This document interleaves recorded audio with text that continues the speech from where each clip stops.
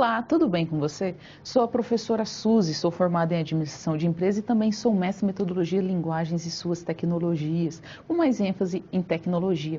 E hoje nós vamos dar início à nossa primeira aula da disciplina de Planejamento Estratégico, né? O que nós vamos abordar nessa aula? Que a gente vai ver um pouquinho ali das estratégias empresariais. Mas antes eu vou lembrar você que você pode participar do nosso chat. A Aline está aqui para acompanhar você no chat. Nós vamos ter a Daniele também, que vai estar ali te ajudando via Skype. Então, o endereço dela é hurtado.tutel@croton.com.br ou hurtado.tutel@croton.br. Então, manda aí as suas dúvidas, seus questionamentos. Por que é fundamental você entender ali, naquele momento que surgiu as dúvidas, aquele conceito que talvez não ficou tão esclarecido, que você tem alguma dúvida ali. Então mande naquele momento que a gente já vai interagindo aqui e vai sanando as suas dúvidas, seus questionamentos para ter uma aula mais interativa, ok? Essa é a nossa primeira aula de estratégia empresarial. Nós teremos 4 teleaulas e nessa estratégia a gente vai tratar de alguns conceitos, algumas premissas voltadas para a estratégia e a gente vai ter como nossa situação problema o grupo Pão de Açúcar. Então vamos dar uma olhada no nosso resumo da nossa aula? Nós vamos trabalhar agora nessa primeira unidade, né, com o foco de compreender os conceitos, as premissas, o fundamento ali de como criar valor para uma organização, como que a vantagem competitiva traz um plus a mais e quais são as etapas do processo do planejamento estratégico. Qual é a grande sacada, né, do planejamento? Por que planejar? Então, resumidamente, nós vamos trabalhar ali os conceitos objetivos da estratégia com a vantagem competitiva, também entender ali as perspectivas e estratégias fundamentais para uma organização, entender um pouquinho ali as estratégias de crescimento, os níveis estratégicos de uma organização, que ele é corporativo, de unidade de negócio e funcional, compreender também as etapas que envolvem o processo do planejamento e estratégia, né? Quais são cada uma das etapas, as 5 etapas que é fundamental a gente desenvolver e também entender ali os nossos eixos norteadores, nossas diretrizes estratégicas, missão, visão e valores. As palavras-chave da nossa teleaula vai ser estratégia, planejamento, objetivo, vantagem competitiva, crescimento, diversificação, negócios, missão, visão, valores, que seriam as nossas diretrizes. O nome dessa teleaula é Estratégia Empresarial. Quando a gente começa a pensar em estratégia, nós vamos partir já início aqui do convite ao estudo. Quando você começa a pensar em estratégia, em planejamento, você pode não ter executado da maneira como a teoria diz, mas você já planejou algo na sua vida, nem que seja a compra de uma casa, a compra de um imóvel, mas aí eu pergunto, o que é estratégia? O que vem a ser estratégia? Estratégia é quando a gente pega uma série de recursos, aonde que nós vamos utilizar algumas estratagemas, a gente vai utilizar algumas manobras para atingir um objetivo. Nosso foco. Então, o que nós temos? Você tem que entender a diferença entre objetivo e estratégia. O que é o objetivo? É aquilo que você deseja alcançar, é aquilo que você deseja obter. Estratégia é o caminho, é o meio, o que você vai fazer para atingir aquele objetivo. Então, assim, quando você chegou na aula de manhã, seu objetivo era assistir a aula. Mas para que você conseguisse chegar nesta aula, você teve que fazer um monte de etapa. Você às vezes teve que dormir mais cedo, colocar o despertador para despertar em um determinado horário. Você teve que tomar café da manhã. Você teve que, se você tomou ou não, né? Mas você fez ali uma série de ações para atingir o seu objetivo, para estar na aula naquele momento. Então, essas ações são as estratégias, como se fosse viajar. Seu objetivo é chegar a um determinado local. O que você vai fazer pelo caminho para atingir aquele objetivo? É a mesma coisa. Então, o que é a diferença? Que nas empresas você tem um objetivo de crescimento ali. Eu desejo crescer 5%, 10%. O que vai ser feito para que essa empresa cresça de fato? Quais são as estratégias que vão ter que ser adotadas, que tem que ser conhecimento de todos? Vamos ver o nosso vídeo de abertura, onde você vai entender um pouquinho mais sobre estratégia?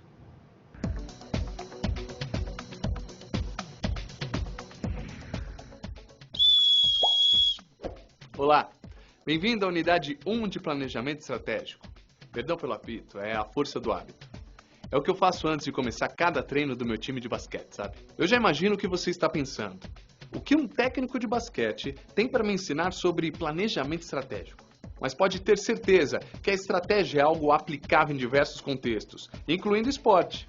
Afinal, quem quer vencer precisa se planejar. Antes de começar, é importante ressaltar a diferença entre objetivos e estratégia. Os objetivos são os fins que queremos alcançar.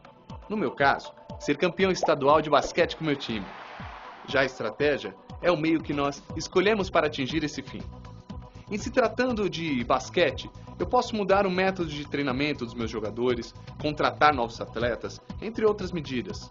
Portanto, a estratégia é a definição de como os recursos serão alocados para atingir um determinado fim. O termo estratégia surgiu no contexto militar e só começou a ser usado no meio empresarial após a Segunda Revolução Industrial, quando começaram a surgir as grandes empresas. Foi aí que essas empresas começaram a se preocupar em moldar as forças de mercado e influenciar o ambiente competitivo e econômico. Quer um exemplo do que eu estou falando? Vamos voltar ao início do mercado de automóveis, mais especificamente entre as décadas de 20 e 60. Duas marcas basicamente dominavam o cenário nos Estados Unidos na época, a General Motors e a Ford. A Ford não lançava veículos anualmente e só produzia automóveis na cor preta. A General Motors, de forma a se aproveitar disso, passou a lançar automóveis em cores variadas e a produzir novos modelos periodicamente, o que fez com que ela crescesse no mercado. Essa era uma vantagem competitiva que ela tinha sobre sua principal concorrente. Não deixa de ser uma estratégia, né? O pensamento estratégico das organizações vem evoluindo. Lá no início, era uma perspectiva de economia industrial, onde o ambiente molda a estrutura do setor, como era no começo da industrialização. De lá para cá, a gente caminhou. Passamos pela perspectiva baseada em recursos, na qual as capacidades internas é que proporcionavam as vantagens competitivas das empresas. É o caso da GM, que produzia mais carros e em cores diferentes porque tinha mais capital para investir. E chegamos enfim à perspectiva atual, que vamos chamar de perspectiva de capital humano e intelectual. Ela é derivada da perspectiva baseada em recursos, mas leva mais em consideração o fator humano. Ou seja, no final das contas, o que vale mais é ter pessoas qualificadas e conhecimento para se destacar no mercado.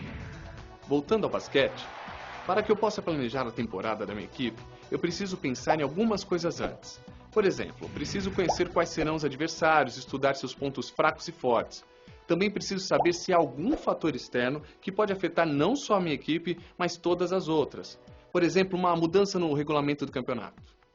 Só depois disso é que vou poder definir meus objetivos. Ou seja, se temos condições de ser campeões, se vamos chegar ao menos nas semifinais, ou se vamos apenas brigar para não sermos o último colocado. Somente com os objetivos em mente é que eu posso definir qual será o meio para chegar lá.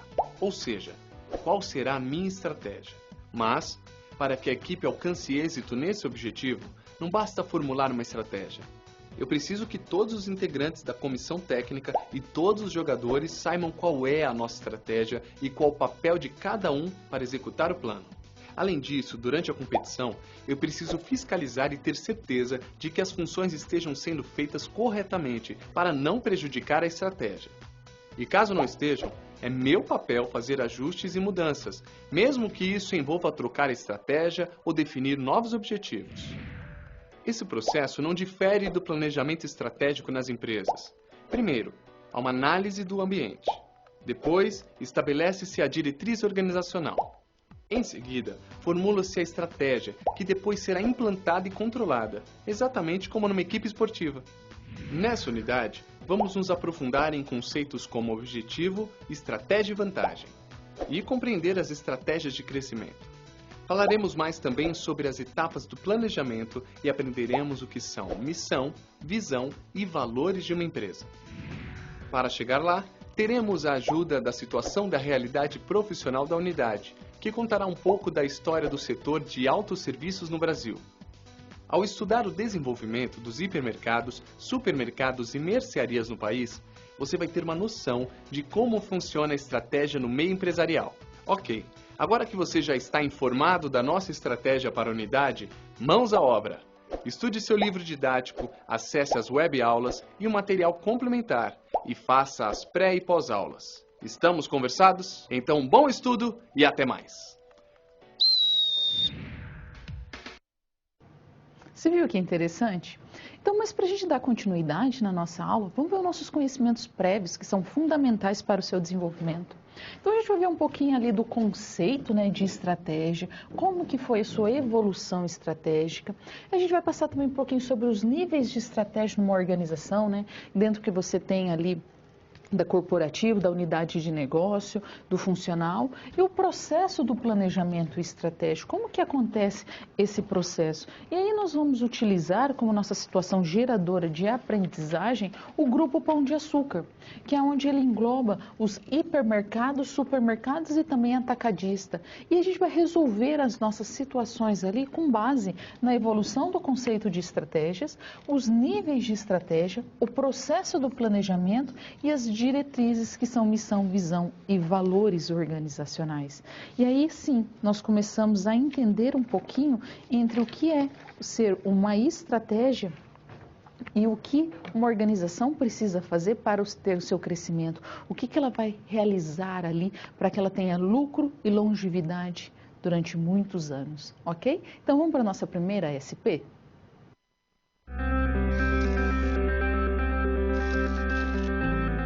Olá, tudo bem? Espero que esteja gostando dessa aula. Como você pode perceber, é muito importante estudar o conteúdo da pré-aula no ambiente virtual, antes de conhecer e resolver as situações problema. Vamos lá? As etapas para compreender e resolver as SPs são simples e facilitam os seus estudos. Primeiro, é necessário conhecer e interpretar os detalhes da situação problema, entender onde se passa a situação, quais agentes estão envolvidos e quais recursos estão disponíveis. Depois, é a hora de problematizar a situação apresentada, que são baseadas na realidade de mercado. E isso significa que seu desafio foi elaborado com base nas informações de empresas, experiência dos professores e acontecimentos do cotidiano da sua área. E por último, você vai solucionar as problemáticas. Para isso, você deve utilizar dos conceitos e das teorias vistas nas pré-aulas. Ficou claro? Então o desafio está com você. É hora da SP1. Caso surja um ponto de interrogação, você pode sempre acessar o fórum e enviar suas dúvidas, ok? Bons estudos e até mais!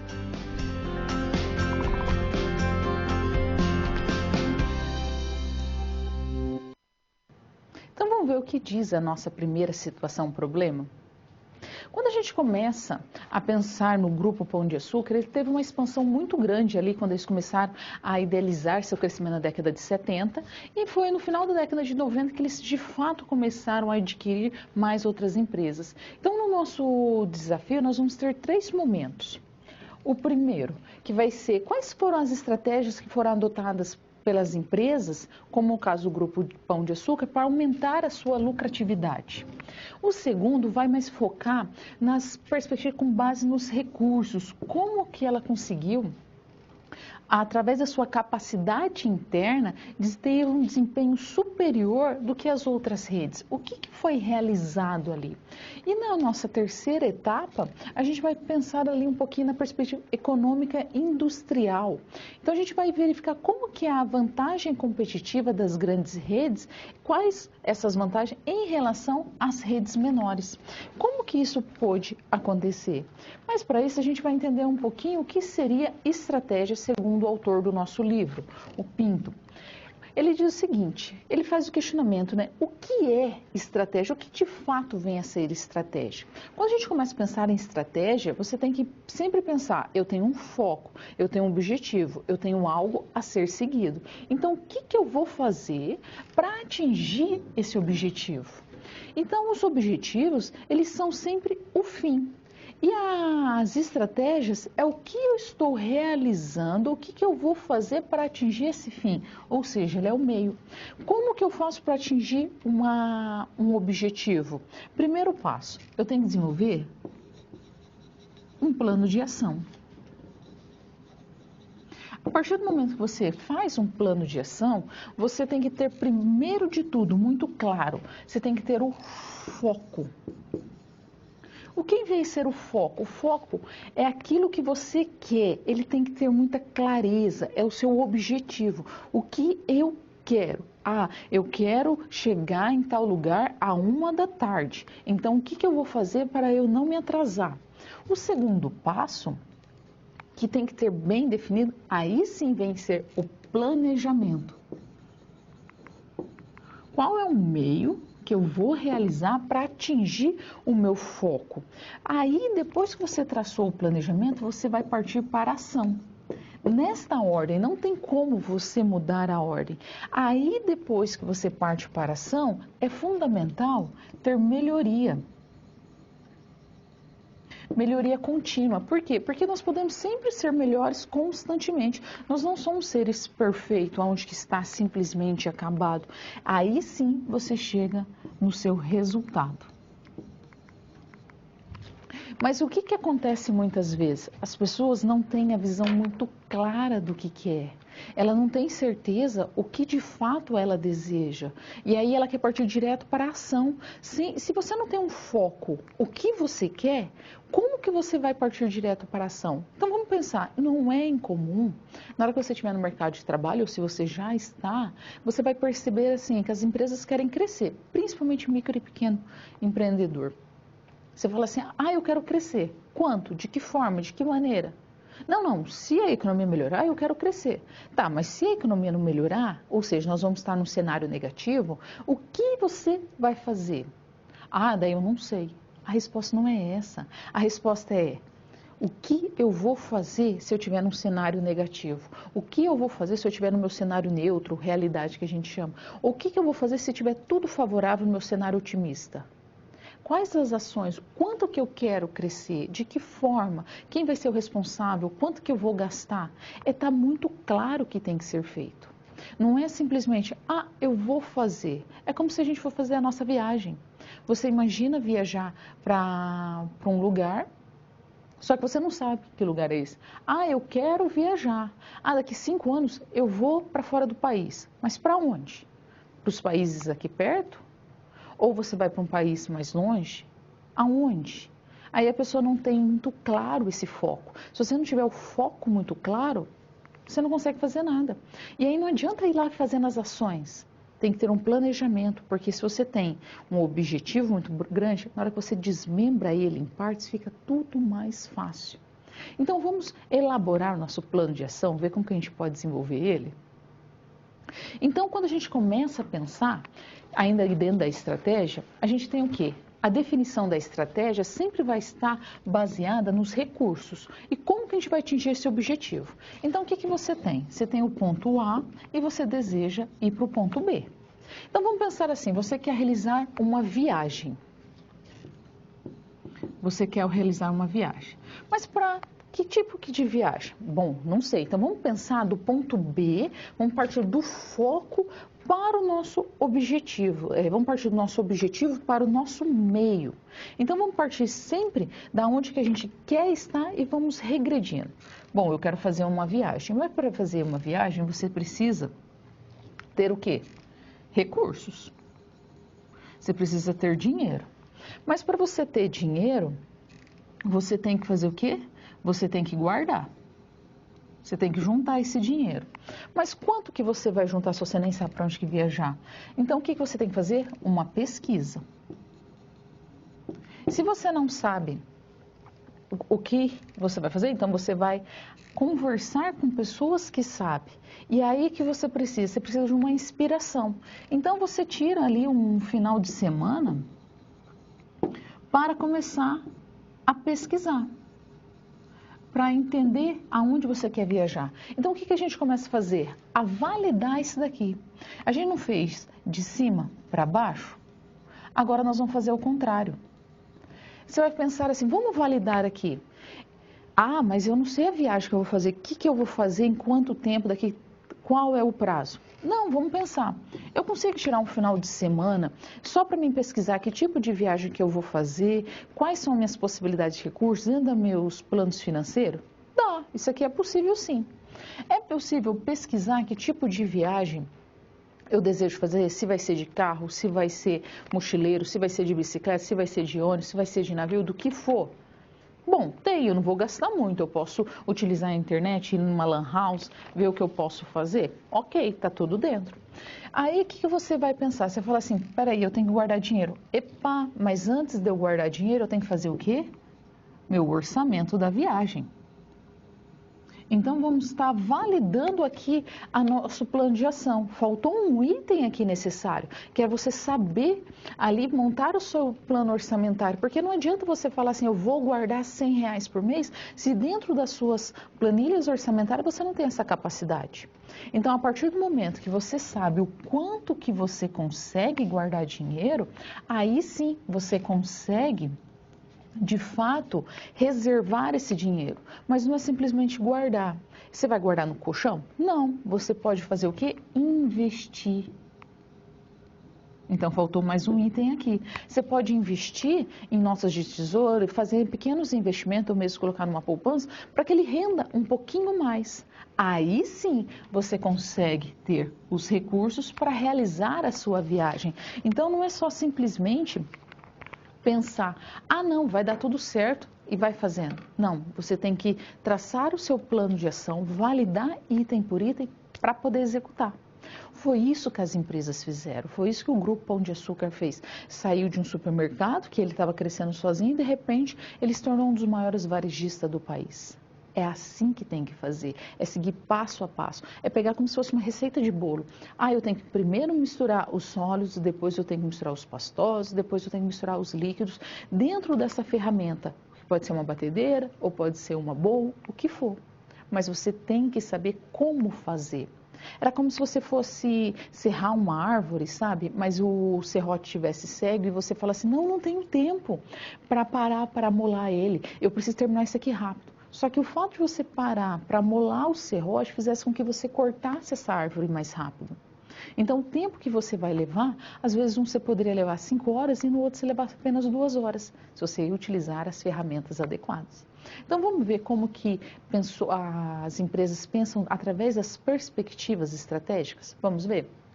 Quando a gente começa a pensar dentro da economia industrial, nós começamos a pensar que como estratégia a gente podia utilizar o modelo das 5 forças de Porter. Por quê? Porque quando a gente está dentro de uma economia industrial, a gente vai pensar de forma externa e aí a gente vai pensar como que a maneira como que as forças de mercado moldam a organização. E aí, quando a gente pensa nas 5 forças de Porter, nós temos o quê? A rivalidade entre os concorrentes, que é uma das principais que fica no centro, né, das forças de Porter, porque como que é que esse meu concorrente atua. Depois nós temos o poder de negociação com os clientes, como que esses clientes entendem e aceitam esse produto, como é o poder de negociação com meus fornecedores, o quanto meus fornecedores estão ali no mercado, quanto que eles podem me fornecer de mercado, de insumo. Nós temos a ameaça de novos concorrentes, que toda empresa pode ter ali, e também a ameaça de produtos substitutos. Então, de que maneira externamente a gente pode analisar a empresa dentro do modelo das 5 forças de Porter? Já na baseada em recursos, a gente não está olhando mais de maneira externa, nós estamos olhando de maneira interna. Você vai olhar para a sua empresa internamente fala assim, não, qual é a minha capacidade produtiva, qual é meus recursos internos que eu tenho que pode alavancar a minha empresa, de que maneira que eu posso considerar os meus recursos essenciais. Enquanto que nós estamos falando do capital humano e intelectual, nós estamos voltados completamente para as pessoas da organização, mas somado junto com os recursos. Nós vamos olhar e falar assim, peraí, quem é o centro? Quem é o foco? Quem é que resolve as coisas numa organização? As pessoas. Não adianta você ter o melhor equipamento, você ter melhor estratégia, se você não tiver uma pessoa para resolver ali. É ela que vai fazer a interação, é ela que vai fazer a análise, ela que tem as sacadas empresariais. Então, as pessoas começaram a ser o foco. Aí ela começou a ser chamada de capital intelectual. Porque são as pessoas que pensam. E a partir daí, você começa a pegar tanto os recursos quanto as pessoas e moldam junto. Você não vai olhar simplesmente e falar assim, não, é minha capacidade produtiva. Não. a minha estrutura, mais que a minha equipe de desenvolvimento. Por isso que nós temos tanto cursos de capacitação de pessoas. Você não vai capacitar uma máquina, você vai capacitar as pessoas. Então vamos resolver a nossa SP e ver como ela ficou?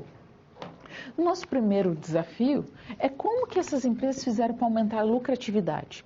Primeiro, eles começaram ali comprando os pequenos supermercados, as pequenas mercearias em volta da região deles ali para ter maior concentração do setor, aumentar a sua parcela de mercado. E com isso, elas conseguiram representar 60% das vendas de todo o setor. E aí, essa foi uma das estratégias adotadas. A segunda, quando ele começa a pensar ali na perspectiva com base em recurso, por que ela tem um desempenho superior? Porque elas aumentam a capacidade de atendimento. Ela consegue ter ali, se for um hipermercado, ter 35 mil itens com preço muito menor. Se for um supermercado, 9 mil itens. Além de ter caixas mais rápido, preços menores, porque ela tem um custo mais barato.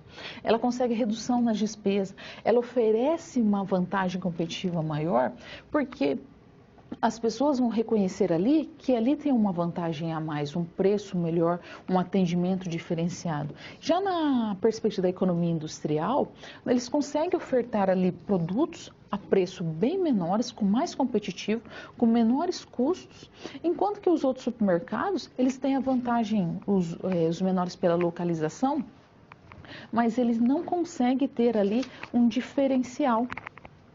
Somente nisso, eles têm um preço mais elevado. Então, quando a gente começa a pensar nos ramos de supermercado no nosso país, nós temos como um dos líderes, né, que atua ali tanto no varejo quanto no atacado, o Carrefour, que é dono também do Atacadão. Quando a gente já vai partindo para a segunda escala, nós temos o Grupo Pão de Açúcar, que também ele atende no varejo com a marca Extra, com a marca Pão de Açúcar, mas no atacado com a marca Açaí. E daí, em terceiro lugar, nós temos o Walmart. E, em quarto lugar, o Concessud, que ele atua aqui na região da América Latina, não somente no Brasil, mas em outros países da América Latina. E em nosso quinto lugar, que até então, o ano passado estava em sexto lugar, que é os Irmãos Mufato, que eles têm uma diferença, se a gente for comparar entre o Carrefour e os Irmãos Mufato, de 2 bilhões ali em faturamento, que eles estão crescendo cada vez mais. Então, nós temos essas 5 empresas que lideram 60% do ramo aqui no país. Essa é a grande sacada, mas eles fazem o quê? Eles também atuam na área varejista e na área atacadista, ok? Então, vamos para a nossa próxima SP?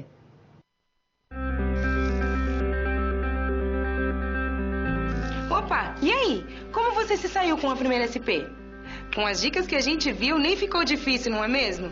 Você percebeu o caminho traçado para obter uma solução satisfatória? Primeiro, você estuda os conceitos teóricos. Em seguida, você conhece e avalia a situação. E só então você tem conhecimento suficiente para se empenhar em resolver a situação-problema. Entendeu por que é importante fazer uso de todos os recursos do material didático antes de iniciar as SPs? No ambiente virtual, você encontra textos, web-aulas e vídeos para enriquecer os seus estudos. Vamos para mais um desafio? Boa sorte na SP2 e até mais!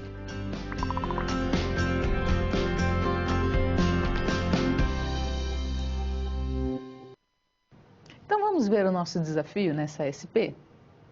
Então, um dos maiores grupos, né, de varejo do Brasil é o Grupo Pão de Açúcar. Ele tem mais de 2.100 pontos de vendas em todo o país. Ele começou seu crescimento ali no final da década de 70, quando ele começou a adquirir os outros mercados. Já no final da década de 90, em 99, ele acaba se associando ao Grupo Cassino, né, aonde ele consegue uma expansão maior. Já em 2005, o Grupo Cassino tem todo o controle do Grupo Pão de Açúcar. Em 2007, ele vai e faz uma associação com a Açaí Atacadista. E somente em 2009 que ele consegue adquirir totalmente as operações do Açaí. Em 2009, ele acaba adquirindo ali o Ponto Frio e as Casas Bahias, e é onde faz com que ele se torne uma posição muito maior de distribuição na América Latina, né? Porque ele está associado a essas duas outras empresas. Então, com base nessas informações, e quando a gente pensa também na teoria, nos níveis de formulação da estratégia, de crescimento, nós temos que identificar quais foram as estratégias de crescimento que foram adotadas pelo grupo Pão de Açúcar. Então, quando a gente começa a pensar em estratégia, vamos analisar quais são os níveis. Nós temos as estratégias corporativas, no mais alto escalão de uma empresa. Depois nós temos as estratégias de unidade de negócio, aonde que vão trabalhar todas as marcas ali, todos os portfólios da empresa, e as estratégias funcionais que estão relacionadas às unidades de negócio, que são os departamentos de marketing, de produção, de pesquisa e desenvolvimento. Então, vou montar aqui um organograma para ficar mais fácil para você. Então, aqui no topo, nós temos a corporativa. Então, nós temos a estratégia corporativa, que é onde que a empresa ela detém todas as outras marcas. E com isso, nós temos as nossas unidades de negócio. O que compete essas unidades de negócio? São as marcas que têm esse portfólio. Então, vamos pensar aqui no caso da Coca-Cola. A Coca-Cola Company, ela tem diversas marcas. Uma das marcas que ela tem é a Fanta, é a Sprite, o próprio refrigerante da Coca-Cola, o Mate Leão, a Del Valle, suco caseiro, isso entre outras marcas. E aí, a partir dessas unidades de negócio, que é cada uma dessas marcas, nós vamos desmembrar nas estratégias funcionais, que é as estratégias de marketing. Nós temos na estratégia de produção, nas estratégias de finanças, que vai desmembrar. Aqui sim nós estamos falando nas estratégias funcionais. Então vamos pensar assim, o que nós temos? Nós temos nas estratégias corporativas a marca Coca-Cola. Nas unidades nós podemos ter a Fanta, o refrigerante Jesus, o Mate Leão. Dentro da marca Mate Leão, você tem que pensar nas estratégias funcionais. Como que essa marca, Mate Leão, vai continuar produzindo, como que é o setor produtivo dela, como que é o setor financeiro, a marca, o marketing dela, tudo que é relacionado. E aí, o que a Coca-Cola pensou, né? Quando ela estava pensando a sua forma estratégica ali, ela percebeu que no Maranhão, o refrigerante mais consumido era da marca Jesus, que era de um farmacêutico. Aí o que ela tentava entrar, fazer a penetração do seu produto, não conseguia. Aí ela falou assim, quer saber? Eu vou lá comprar essa marca. Simples assim. Ela foi lá e comprou o refrigerante de Jesus. E mais ou menos por volta de 2000, 2002, ele até inclusive chamou a população para falar assim, olha, como que vocês desejam fazer a remodelação dessa marca? Porque é o que eles consomem. É um refrigerante adocicado, rosadinho, uma delícia. Mas ali, eles preferem consumir a marca local do que outras marcas. Aí o que foi feito? Não, eu vou então comprar essa marca. Hoje já está disseminando em vários estados, em algumas regiões você consegue inclusive encontrar. É assim que a gente começa a pensar de forma estratégica. Mas nós temos a corporação que detém todas as marcas, então vamos pensar na marca Coca-Cola. Ela tem várias outras marcas e aí dali nós vamos desmembrando cada uma dessa marca em unidades de negócio. E cada unidade tem a sua estratégia funcional para continuar alavancando, ok? Então vamos ver como que a gente pode crescer um pouco mais dentro das estratégias? A gente tem várias formas de crescer adotando uma estratégia. Ela pode ser por meio da ampliação da sua atuação no mesmo negócio. Foi o que a Coca-Cola fez a partir do momento que ela comprou ali a marca Jesus, ou entrando em novos negócios. O Ponto Frio, ele é do ramo de eletrodoméstico. O Grupo Pão de Açúcar, o que ele é? Ele é do ramo ali de alimentos, ou seja, ela teve ali uma diversificação, ela entrou em outro tipo de negócio que não estava competindo. Quando a gente pensa no caso da Americana comprando o Submarino, a Americana e o Submarino se juntando, eles têm uma ampliação no mesmo negócio. Então, essas são as duas formas de crescer. E aí a gente tem essa ampliação de atuação no mesmo negócio acontecendo da seguinte forma. Quando você tem um portfólio onde você detém o conhecimento daqueles produtos e continua no mesmo ramo, você tem uma especialização maior. Então, como que eu posso ampliar ali a minha atuação? Aumentando os usuários de um produto, ou aumentando a utilização desse produto já existente, ou aumentando uma frequência de uso desse produto. Então, quando a gente começa a pensar numa frequência de uso, o que eu estou falando? Vamos pensar da seguinte maneira. Quando eu começo a pensar nessa frequência, o que nós temos? Nós temos ali, no caso do celular. Para quem usava celular? Geralmente eram pessoas de 20, 25 anos até 50 anos, logo quando ele foi lançado. E ele tinha um foco muito específico, né, que ele ligava, né? Então, o que daí aconteceu? Essa era a faixa etária das pessoas que viam necessidades. Aí eles começaram a colocar joguinhos, colocaram itens mais interessantes, aumentaram a tela, você consegue expandir. Você faz o quê? Que as pessoas mais velhas, ou que tem problema de visão, consiga utilizar esse aparelho, mas também as crianças, porque você colocou jogos que é interessante para ela. Hoje é mais comum você ver crianças com celulares do que mesmo assistindo uma televisão. Ou elas pegam o celular e enviam a imagem para a televisão. Isso você faz com que ele use mais. Ou a segunda fase, ou a parte é dar uma nova função. Antigamente não tinha que sair com uma câmera fotográfica, aí você saía com o celular, você saía com vários aparelhos, e muitas vezes você nem conectava à internet. O que faz? Hoje você tem um celular que tem excelentes câmeras. Você tira como se você tivesse a todo momento com uma máquina fotográfica. Então você nem precisa mais dessa máquina, você já usa o celular. Aí que vem até aquele termo, né? A selfie, né? De você tirar foto de você mesmo. O que você pode fazer? Aumentar a quantidade de uso desse celular, desse produto. Quando a gente aumenta a quantidade de uso, a gente vai pensar, você tem redes sociais via celular, você tem diversos aplicativos, você pode estudar via celular, você acessa a televisão, você pode acessar tudo. Aí, o que os aparelhos aconteceram? Eles ficaram um pouquinho mais frágeis. A tela quebra mais fácil, a bateria você acaba desgastando mais, porque você usa mais, então a vida útil dela acaba. Então, você acaba dando também novas funções, mas a vida útil acaba diminuindo. Então, é isso que você pode fazer como forma de crescimento. E aí, a gente pode crescer de outras maneiras também numa empresa. Vamos ver quais seriam essas maneiras?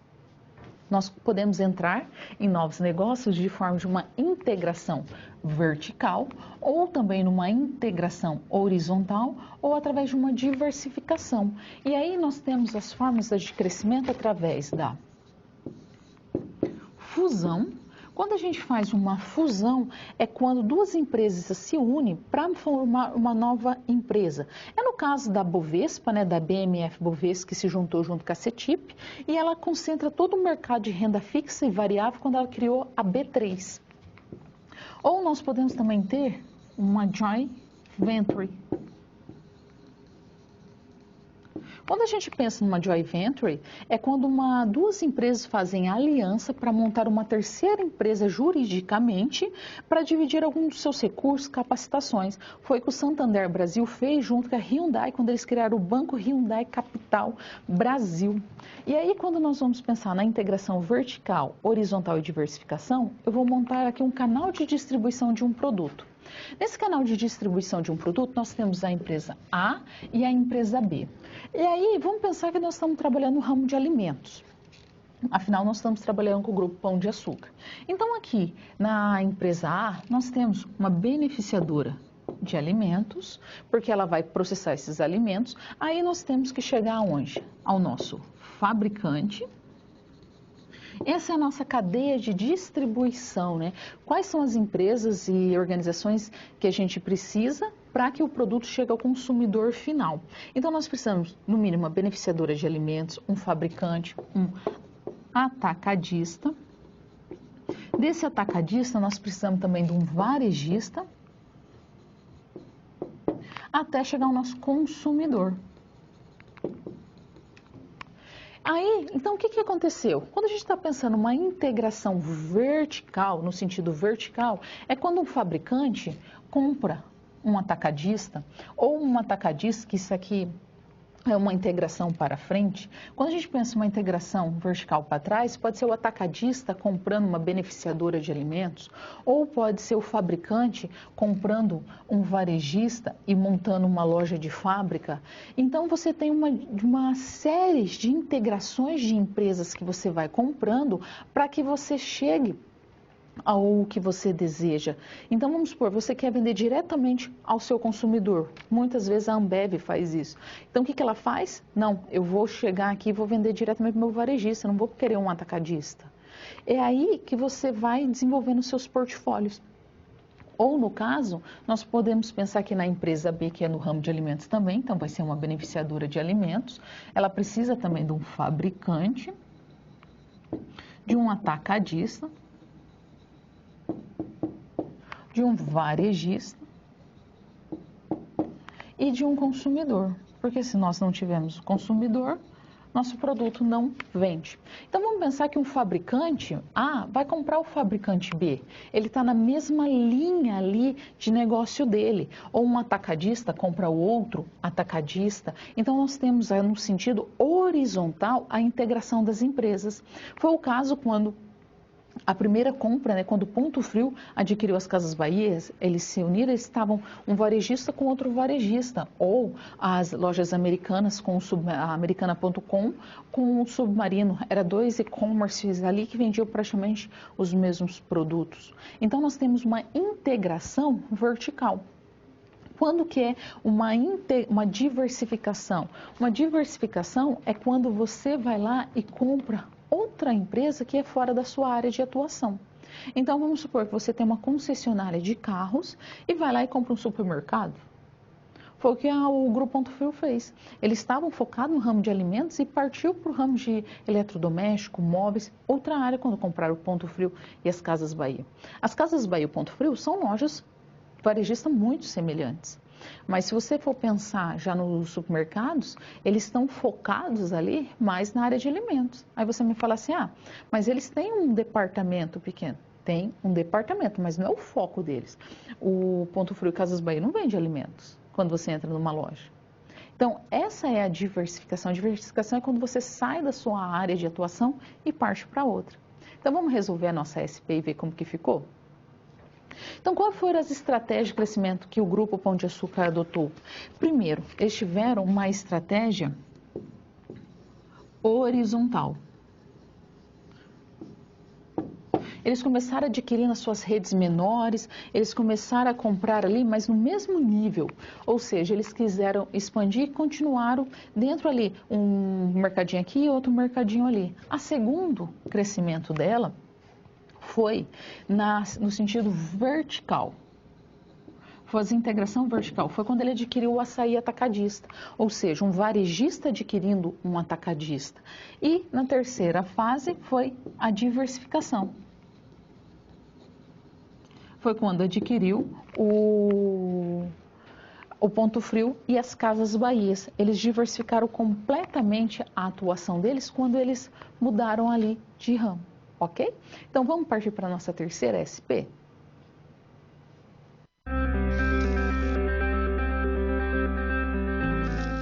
Olá! Agora que você já solucionou duas das SPs, muitas das teorias vistas na pré-aula fazem mais sentido, não é mesmo?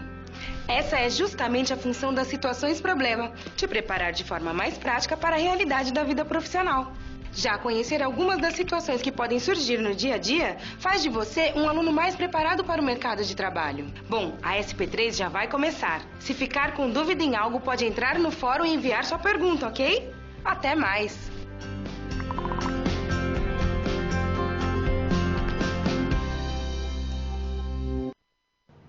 Então vamos ver o que tem a bordo o nosso desafio nessa terceira SP?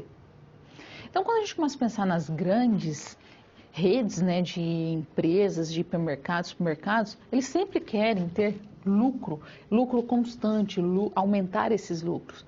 E aí como que elas fazem? Elas começam a intensificar ali as suas aquisições de empresas menores para entender como que elas fazem, fazer um benchmarking mesmo. Aí elas começam a atuar de forma regional, elas pensam global e atuam regional. E essa medida acabou proporcionando ali o aumento da lucratividade dessas grandes redes, né? Porque elas ganharam mais eficiência. E a partir do momento que você tem eficiência, você consegue sempre uma redução de custo. Então, o nosso desafio, a nossa proposta nesse momento, a gente tem que identificar quais foram as etapas do processo de planejamento dentro do cenário daquela época. E para cada uma dessas etapas que são identificadas, como que foi esse cenário? Quais foram as informações que tinham dentro desse cenário? Então, quando a gente começa a pensar nos processos, nas etapas do planejamento estratégico, a gente tem que pensar aqui, ó, na análise do ambiente. Eu tenho que saber como que está meu ambiente de forma externa interna. O que eu tenho que fazer na minha organização externamente para que ela possa alavancar e o que eu tenho que fazer internamente? Aí nós podemos utilizar, né, nossa 5 forças de Porter para entender um pouco mais. Segundo passo é estabelecer, definir a nossa diretriz organizacional, a nossa missão, a nossa visão, quais são os valores. A partir daí, você consegue, de fato, formular a estratégia. Qual a estratégia mais adequada para aquela situação, para aquele momento, o que tem que ser feito. E aí, não adianta você analisar, estabelecer e não partir para a execução. Você precisa implementar essa estratégia, você colocar as pessoas realmente para trabalhar e todas elas têm que ter muito claro o que tem que fazer. E a finalizar, você vai para o controle estratégico.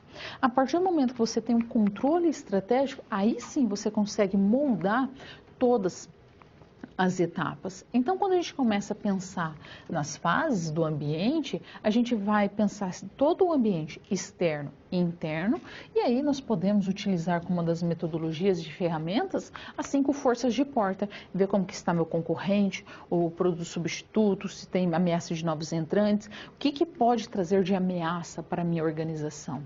E aí sim, a partir do momento que você sabe quais são as ameaças e como você quer se posicionar, ver a missão, a visão e os valores. Por que essa empresa está aqui, aonde ela deseja chegar e o que vai reger essa empresa. A partir daí, é fundamental ter um diagnóstico e definir ali todos os objetivos.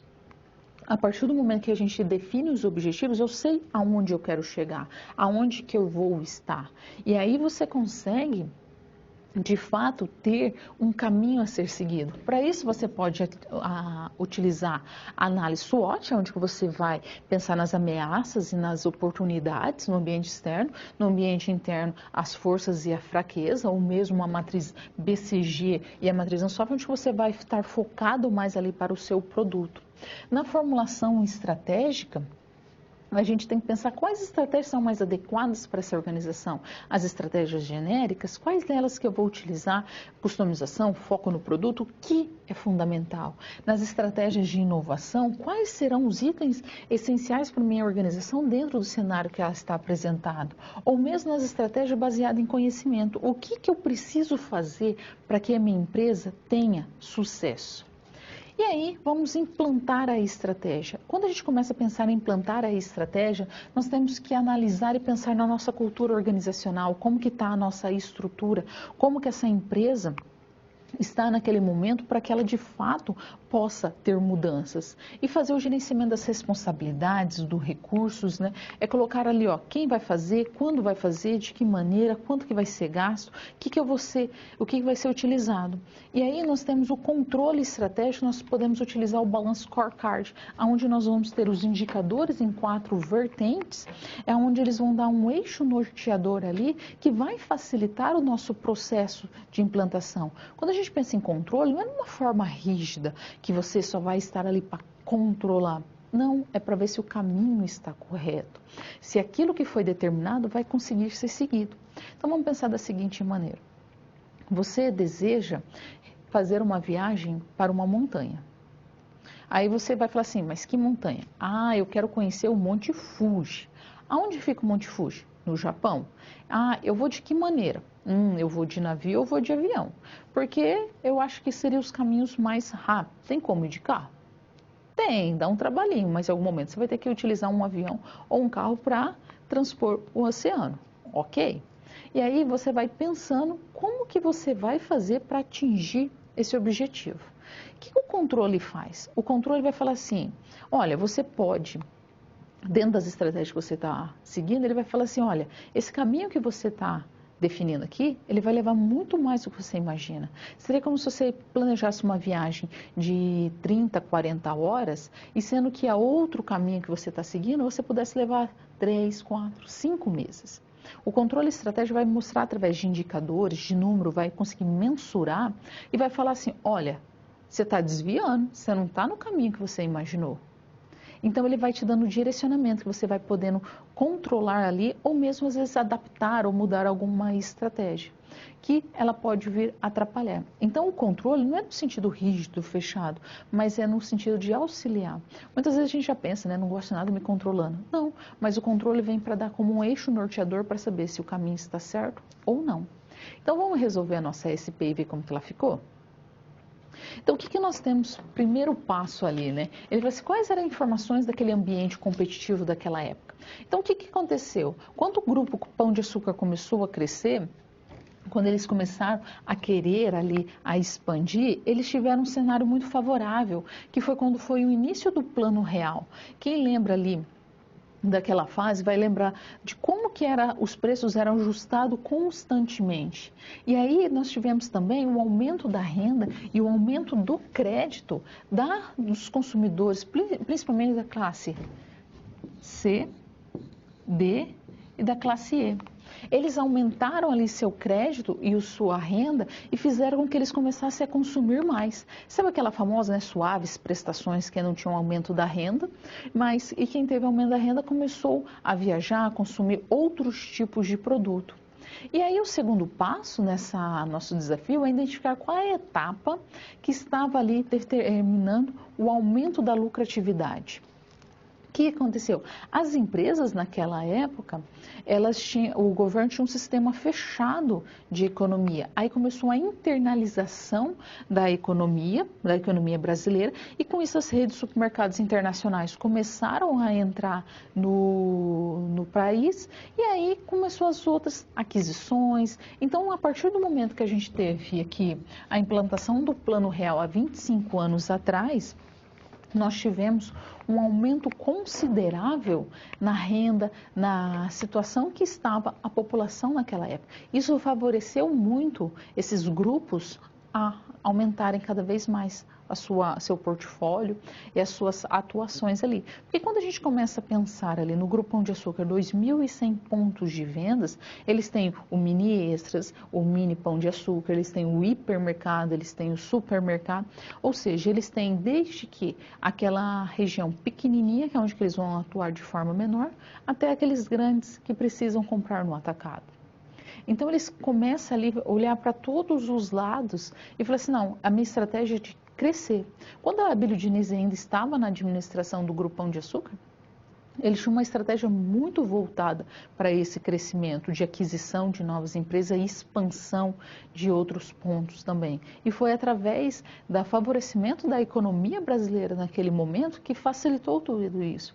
Ou seja, se a gente for pensar em 25 anos o quanto que a empresa cresceu, é assustador, né? Você olha e fala assim, nossa, cresceu demais. Por quê? Porque ela tinha uma estratégia favorável para aquele crescimento. Ela tinha analisado todos os seus cenários e a partir daí ela definiu o que ela teria que fazer. Mas ela tinha também controle, ok? Então vamos para a nossa próxima SP?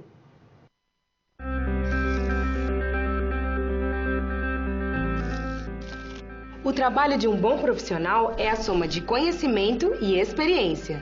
O conhecimento você obtém estudando a pré-aula, tirando dúvidas no fórum, acessando as web-aulas, ou seja, fazendo bom uso dos materiais oferecidos aqui no ambiente virtual. Já para ter experiência antes mesmo de ir para o mercado de trabalho, você precisa se empenhar na resolução das SPs. Lembre-se, quanto mais você se dedicar analisando com atenção, fazendo anotações na hora de levantar hipóteses, procurando diferentes soluções até obter a melhor, mais preparado você estará para desempenhar sua profissão. Você já resolveu 3 desafios, mas ainda falta a SP4. Se dedique, hein?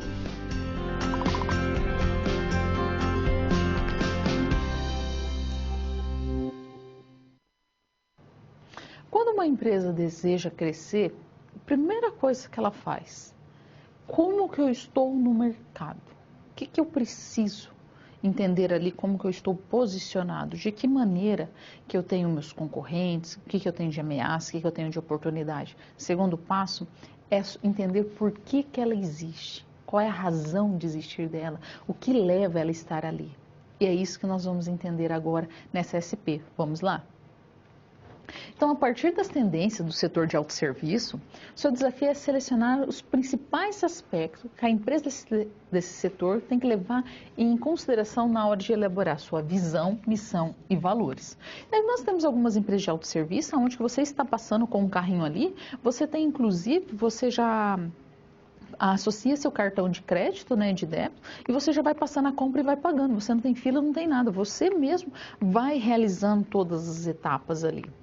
E aí a gente tem que pensar, o que seria essa missão? Então a gente vai elaborar ali uma missão, depois uma visão e uns valores, mas primeiro a gente vai entender um pouquinho desse conceito de missão, visão e valor. Quando a gente começa a pensar em missão, por que você está aqui? Qual é a sua missão de estar estudando? O que você deseja? Qual é a razão de você estar fazendo isso? Qual o seu motivo que leva a sua ação, que somado te traz a sua motivação, que faz você acordar cedo e trabalhar, estudar, muitas vezes está cansado, mas seguir em frente? Qual é essa razão? É a mesma coisa para as empresas. As empresas têm um motivo para existir. Elas têm uma razão delas estarem ali. Elas precisam saber por que elas estão nesse mercado. Aí você vai falar, lucro, todo mundo quer lucro. Eu também quero lucro, você também quer lucro. Mas o foco não é simplesmente esse. Porque se fosse somente lucro, uma empresa ela estaria ali entre 30, 40 anos na fase ali que o seu gestor, que o seu criador teve e acabasse junto com ele. Mas não, nós temos empresas aí de 100, 150 anos, mais de 150 anos. Os elevadores Schindler são um exemplo disso, mais de 150 anos. Nós temos grupos de empresa mais de 45 anos. É onde que o criador já inclusive morreu. Então o foco não é simplesmente lucro. Tem uma longevidade aí. Você quer algo mais dessa empresa. Então você precisa saber qual é a razão dela estar ali. Qual o motivo dela existir de fato. A partir daí, você vai partir para visão. O que seria a visão? A visão é como que você quer ver essa empresa no futuro. Essa questão de enxergar mesmo. Não sei se você já assistiu Thundercats. Eles tinham uma frase que era bem engraçada, eu adorava, né? Que falava assim, Thunder, visão de longo alcance. Então, o que eles querem? Eles querem ver lá na frente. Como que eles estão no futuro? Eu vou ver hoje como que eu vou estar no futuro. Como que hoje eu, Suzy, estarei daqui 10 anos. Você, como que você estará daqui 10, 15 anos? A empresa é a mesma coisa. Ela quer ver como que eu vou estar, a minha visão, daqui 30 anos, 50 anos, como eu quero ser reconhecida, como eu quero que todos me vejam no futuro. Eu ainda não sou, mas eu vou ser. Essa é a questão. Então, a partir da visão, ele te dá um norte, ele te dá um direcionamento que tem que fazer. Os valores, quando a gente começa a pensar em valores, o que é importante para mim? Qual é o meu valor? Então, a organização tem que ter os seus valores muito bem definidos. São as crenças, atitudes, são os eixos norteadores do comportamento dessas pessoas na organização. Então, essa organização ela tem como eixo norteador a humildade, respeito ao próximo, companheirismo. O que é? Então, a empresa tem que ter a sua missão, sua razão de ser, o seu motivo de estar lá. Ela precisa também ter a sua visão, como que ela quer estar no futuro, como ela quer ser reconhecida no futuro, que todo mundo veja ela no futuro. E ela precisa ter o valor. O valor vai lá reger o comportamento dessas pessoas, mas não é algumas pessoas, são todas as pessoas da organização. Desde o mais alto escalão até o mais baixo.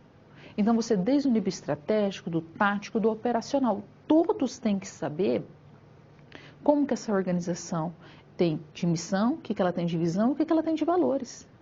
Ela tem que entender, tem que estar exposto para todos, assim, tem que ficar colado numa parede, tem que ficar ali, que todos passem e saibam de cor. Sabe aquela questão de coração mesmo, by heart, né? Saber ali como está na ponta da língua. Essa é a missão, a visão e os valores. Vamos ver os conceitos? Então, quando a gente pensa em visão, você sempre vai associar a imagem que essa empresa quer estar no futuro. Enquanto que a missão, a gente pensa sempre na razão que ela existe, a sua identidade, seu RG, né? Seu registro de nascimento, por que ela nasceu ali. E os valores, a gente vai sempre pensar que está norteando o padrão de comportamento dessa organização? O que essa organização entende por valor? O que ela entende ser correto? O Grupo Pão de Açúcar tem como visão, ele planeja, o Grupo Pão de Açúcar almeja ampliar a participação de mercado brasileiro de varejo e tornar-se a empresa mais admirada por sua rentabilidade, inovação, eficiência, responsabilidade social, contribuição para o desenvolvimento do Brasil. Ou seja, o que ela deseja de fato, o que ela quer ser é ser admirada, mas não somente pela inovação e eficiência, mas ela quer também pelo lucro, pela sua rentabilidade. Todo mundo olhar e falar assim, eu queria ser o Pão de Açúcar. Já o Walmart, ele quer ser o melhor varejista do Brasil na mente e no coração dos consumidores e funcionários. Já o Grupo Pão de Açúcar, o Walmart, ele já está focado ali e olhando como que ele quer ser reconhecido pelos seus funcionários, pelos seus consumidores, por todos aqueles que compõem essa organização. E aí, cada organização tem a sua missão, sua visão e seus valores. É único, é customizado, é sua digital.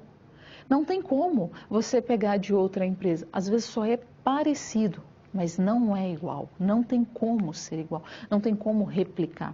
Seria como se fosse a nossa mão, né? Cada uma tem a sua digital e ela é única, que compõe todo o nosso corpo. Então não tem como você pega uma parte aqui, outra parte ali. Não. Não vira Frankenstein, né? Então tem que ser seu. Porque a missão, a visão, os valores vão auxiliar, vão nortear toda a organização. Não tem como você falar assim, eu não sei direito a minha missão, eu não sei direito a minha visão. Principalmente empresas pequenas, né, tem muito essa ideia, né? Eles não direcionam completamente. Você pergunta assim, qual é a minha missão? Ixi, qual é a visão dessa empresa? Como você quer? Eu quero que ela cresça.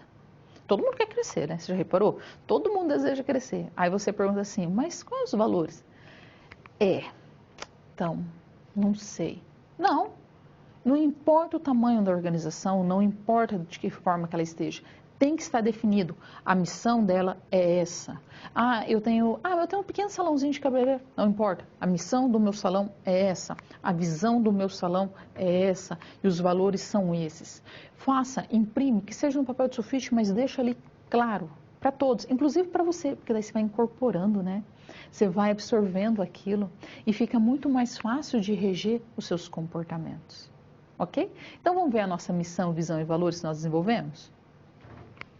Então nós temos como missão oferecer serviços e produtos de qualidade e esses produtos vão possibilitar a melhor experiência de compra dos consumidores. Quando a gente fala em experiência de compra dos consumidores, o que nós temos quando nós adquirimos um produto ou serviço? O que termina? O sentimento. É o sentimento que sempre vai finalizar ali. Quando você compra um chocolate, é aquele sentimento de satisfação que você tem. Então, ele está buscando aqui o sentimento, valorizando os colaboradores e preservando o meio ambiente. Essa é a missão da organização. Qual é a visão? Ser referência de qualidade em produtos e atendimento, respeito ao meio ambiente, consumidores e colaboradores. Ou seja, ele não quer ter somente o produto de qualidade, ele quer ser referência de qualidade, aonde que todo mundo vai falar assim, peraí, qual marca de qualidade? Um exemplo, nós temos a Toyota. Quando você fala dos carros da Toyota, você sabe o que você está falando de qualidade.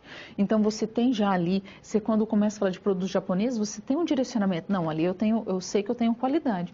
E muitas vezes a gente até brinca, né, quando pega alguns produtos chineses, mas o foco deles no primeiro momento era somente a expansão e hoje eles também estão focando ali numa qualidade. Mas muitas vezes ele não apresentava tanta qualidade quanto um produto japonês.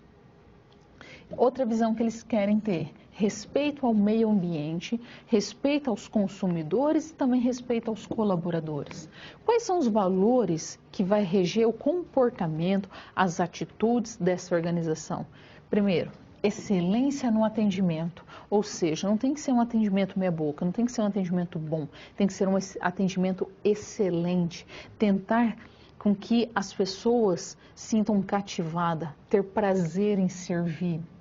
Espírito de equipe, ética, honestidade, respeito à vida, diversidade e meio ambiente.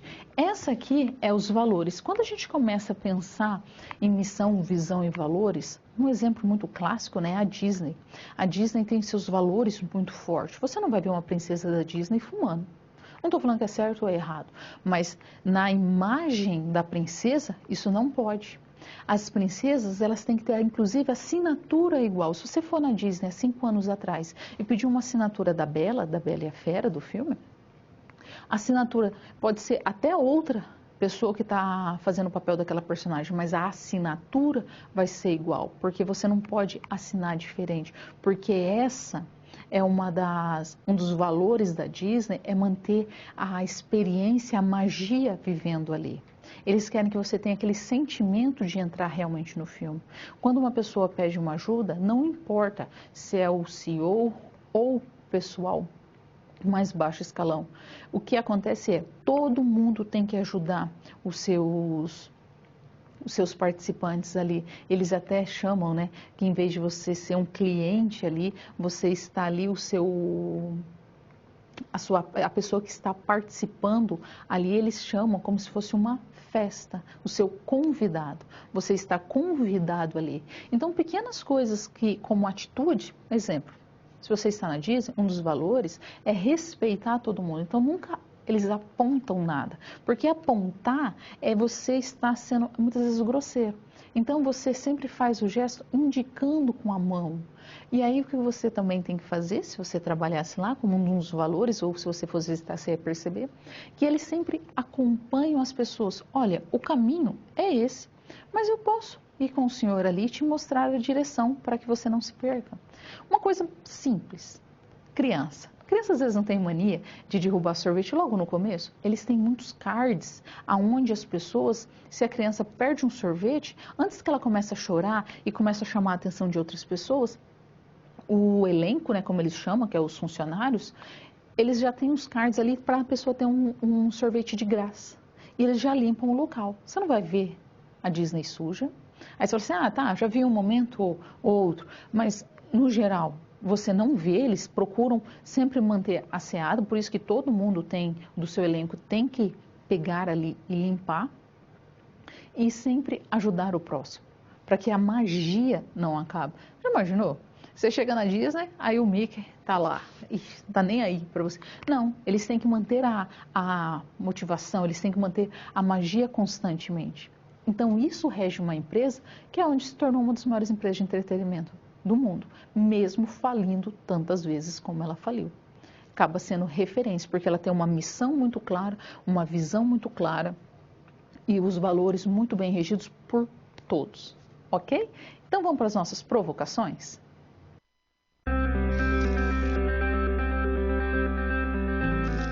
E agora que todos os desafios foram concluídos com sucesso, é hora de refletir sobre o que foi visto.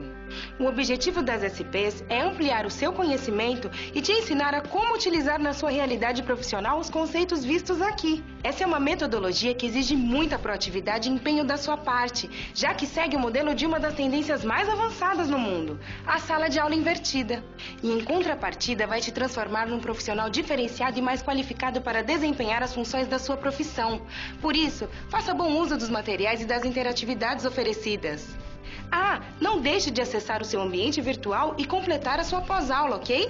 Cada parte do processo é essencial para a sua aprendizagem. Até mais! Quando a gente começa a pensar como que uma empresa pode agir estrategicamente diferente, nós temos o exemplo da Nespresso. A Nespresso vende o quê? Café. Café é o quê? Uma commodity. Peraí, como que eu vou pegar uma commodity, agregar valor a essa commodity para que todo mundo deseja consumir, tornando essa commodity um item de luxo? Mas como que eu vou fazer ela se tornar um item de luxo ao mesmo tempo ter uma grande venda? O que eles fizeram? Primeiro, para os influenciadores de opinião digitais, foram lá e ofereceram o Nespresso. Aí as pessoas começaram a consumir esses formadores de opinião, divulgavam a opinião deles, as pessoas começaram a procurar, falaram assim, mas espera aí, aonde que eu encontro? Isso eles fizeram como ponto-chave a França e a Inglaterra. Aí as pessoas começaram a procurar, não achavam. Aí eles falaram assim, peraí, tá todo mundo interessado. Então eles criaram o desejo nas pessoas, mas tiveram a busca, não acharam. Aí eles falaram assim, não, vamos colocar em endereços de luxos, em boutique de luxos, que daí eles vão partir para o luxo. E já é uma experiência fantástica, a gente já está instigando isso nas pessoas, então vamos colocar como um item de luxo. Aí eles começaram a fazer uma embalagem diferenciada, fazer um produto que todo mundo queria. Com isso, a Nespresso trouxe uma sensação diferente. E aí você fala assim, mas eu encontro no mercado. Tá, você encontra no mercado algumas cápsulas, não todas as cápsulas em todos os mercados. Vamos falar assim, não é a água que você encontra em todo lugar. Você vai encontrar num determinado mercado, você vai encontrar em outro, mas você não vai encontrar tudo. E tem momentos que eles retiram alguns sabores para que as pessoas sintam a necessidade de ter o luxo. O que é um luxo? É quando algo se torna raro. Se torna não inacessível somente em termos de preço, mas é difícil de encontrar. E foi isso que a Nespresso fez. Vamos ver o que ela desejava ter, o que ela queria oferecer?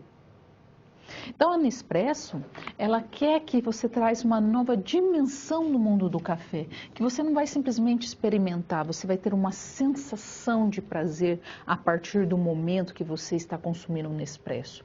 É um estilo de vida, é uma arte de viver. Quem consome um café Nespresso está consumindo algo diferente. E a Nespresso é uma experiência única, que ali é perfeição, prazer, simplicidade e estética. Quando ela fala a palavra perfeição, ela tem como definição, ela quer dizer que está perfeito, acabado, finalizado. Nada tem mais ser alterado. Está pronto. Essa é a ideia. A partir dali não existe mais nada. Ou seja, o café Nespresso atingiu o auge. E todo mundo tem que consumir esse produto do auge. Ok? Eu vou dar uns minutinhos de pergunta para vocês. Volto em breve.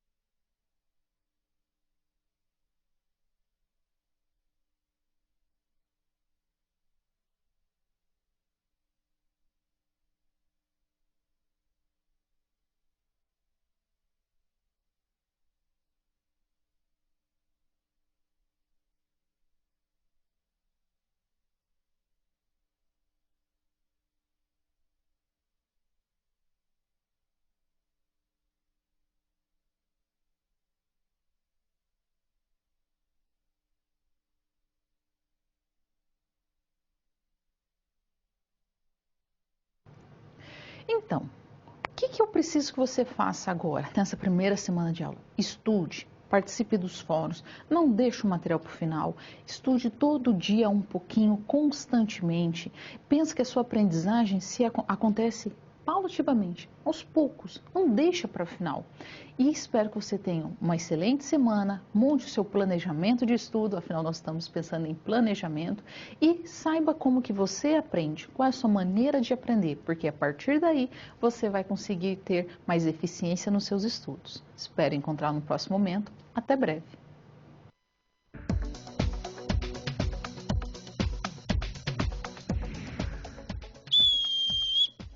Olá, lembra de mim? A gente conversou no início dessa unidade e eu contei que estava definindo a estratégia do time de basquete que eu treino. Modéstia à parte, eu escolhi uma boa estratégia que até aqui tem dado certo. E você? Montou uma boa estratégia de estudo? Eu espero que sim, porque estamos chegando ao final da unidade 1 da disciplina de planejamento estratégico. Você se lembra de tudo que vimos até aqui? Nós começamos vendo as diferenças entre os conceitos de objetivo e estratégia e aprendemos também o que é a vantagem competitiva. Depois, passamos a conhecer o que são estratégias de crescimento e os níveis em que elas podem ser aplicadas: corporativo, competitivo e funcional. Em seguida, analisamos cada uma das etapas que compõem o planejamento estratégico. E por fim, vimos as definições do que são a missão, a visão e os valores de uma empresa. Para avançar no aprendizado de tantos conceitos e noções sobre estratégia, nós contamos com a situação da realidade profissional dessa unidade. Nela, analisamos a trajetória do setor de autosserviços do Brasil. Ele envolve os hipermercados, os supermercados e as mercearias, como você deve se lembrar. Os supermercados chegaram ao país em 1953, conquistando o espaço das mercearias e desde então não param de crescer. A partir desse conhecimento, estudamos diversas situações-problema. Por exemplo, na SP número 1, você se lembra do que a gente viu? Nós falamos sobre como, na década de 90, as grandes redes de supermercados de atuação nacional passaram a comprar as redes de supermercados regionais. Isso levou a uma grande concentração no setor. Cerca de 60% das vendas de supermercados no Brasil pertencem a apenas 5 empresas. Qual estratégia essas grandes redes adotaram e qual a vantagem que elas oferecem ao consumidor com relação às redes regionais? Para responder essas questões, você primeiro precisou se lembrar do conceito de estratégia, ou seja, qual meio as empresas utilizaram para alcançar o objetivo de aumentar seu lucro. Depois, pensando na perspectiva baseada em recursos, você foi estimulado a refletir sobre o que leva as grandes redes a terem vantagens sobre as menores. Por exemplo, como elas conseguem reduzir custos e assim abaixar preços.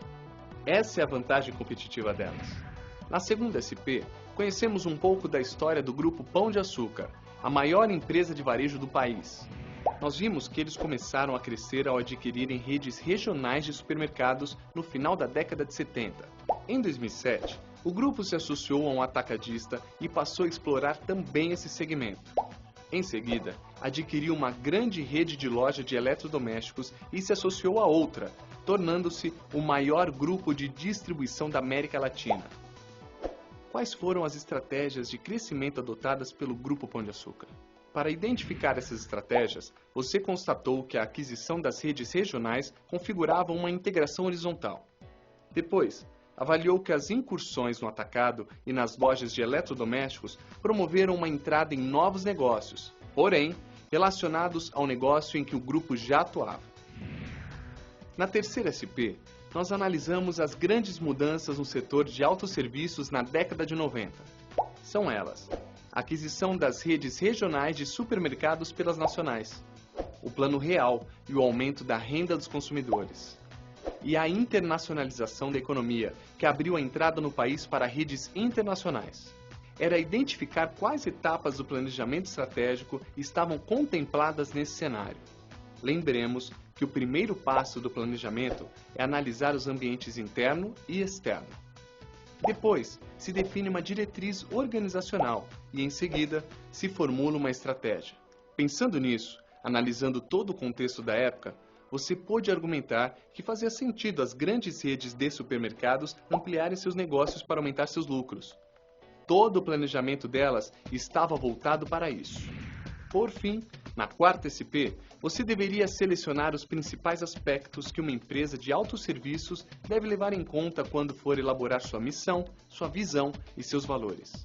Para isso, você deveria pensar em quais aspectos do autosserviço proporcionam uma individualidade à organização, mas também atendem aos interesses dos consumidores. A visão e a missão precisam estar alinhadas aos valores centrais da organização. E aí, deu para relembrar tudo? Mas olha só, aprender é algo que nunca se pode fazer demais. Então, eu queria propor a você que continuasse estudando, criando suas próprias SPs e discutindo com seus colegas em busca das soluções. Por exemplo, imagine que você abriu sua própria empresa, um setor em que seus concorrentes têm produtos e preços semelhantes, resultando em lucratividade baixa para todos. O que você faria? Se estruturaria para ter preços mais baixos que eles ou procuraria ter algum tipo de diferenciação na oferta? Ou então, pense na Cosan, maior processadora de cana-de-açúcar do mundo. Em 2008, ela comprou os ativos de uma distribuidora de combustível automotivo no Brasil. Sua meta é explorar desde o plantio da cana até a distribuição e comercialização dos combustíveis gerados por ela. Qual você diria que foi a estratégia de crescimento da Cosan? Em que nível ela se deu? E antes de encerrar por hoje, uma boa dica de leitura. Um livro que ensina muito sobre estratégia é A Arte da Guerra, de Sun Tzu. Essa obra milenar chinesa foi escrita no século IV a.C. Embora ela tenha sido criada por um general militar, até hoje é usada por estrategistas de diversas áreas, como esporte e o mundo corporativo. Leia, é essencial para entender mais do assunto. Então é isso, fim de papo e vamos continuar treinando. Mas lembre-se de sempre consultar seu livro didático em caso de dúvidas e de rever os questionários das pré e pós-aulas. Estamos conversados? Então, até a próxima!